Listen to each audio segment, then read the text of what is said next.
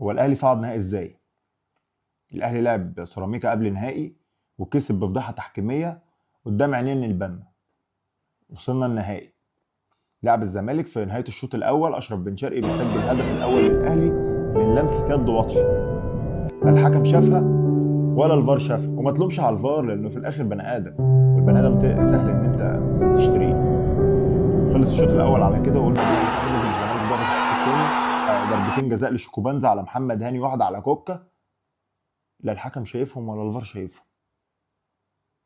اديني عقلك طيب. هو في الدفع بالايد والسند جوه ال 18 ده عادي؟ ما بيتحسبش.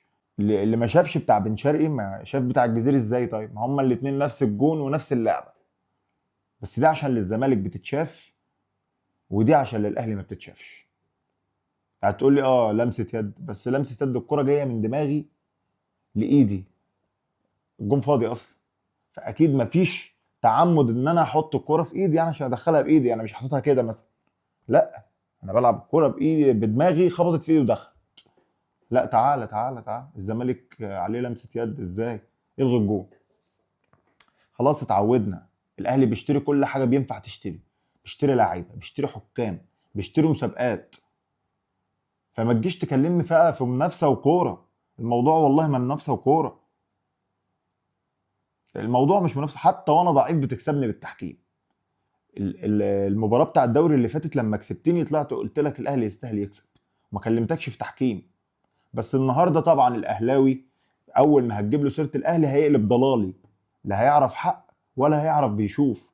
ما بيشوفش، توري له اللقطه يقول لك لا والله اصل مش واضحه، اصلها لا، هيخترع لك مليون حجه. يا حبيبي دي كوره، بتقول اللي ليك واللي عليك. يعني ما فيش الكلام ده. ما تتكلمش مع اهلاوي في كوره عشان صدقني مش هيفهمك، مش هيفهم انت عايز تقول له ايه اصلا. فريح دماغك وما تجادلش اي اهلاوي، الموضوع بسيط. وبعدين مين جاب الحكم ده؟ يعني هل الحكم ده كفاءة مثلا انه يحكم مباراة زي دي؟ يا عم اديني حقي، والله العظيم ما عايز غير حقي، واي حاجة عليا احسبها.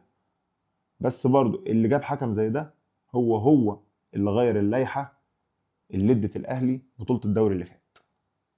نفس المنطق. احنا الزمالك وحش وعندنا ادارة الهي يا رب يلعنها في كل كتاب، الادارة اللي ماسكة نادي الزمالك دي دلوقتي. وخلي بالك انا فرحان النهارده في هشام نصر ان الواد زيزو ده ما سلمش عليه. جدع عادي زيزو والمصحف، ده ما يستاهلش اصلا سلام ربنا من حد، بعيدا عنك يعني انت كده كده جبان. فالموضوع بسيط يا جماعه. اللي هيشجع الزمالك ويحرق دمه قدام الفرقه دي بالذات الاهلي لازم جماهيره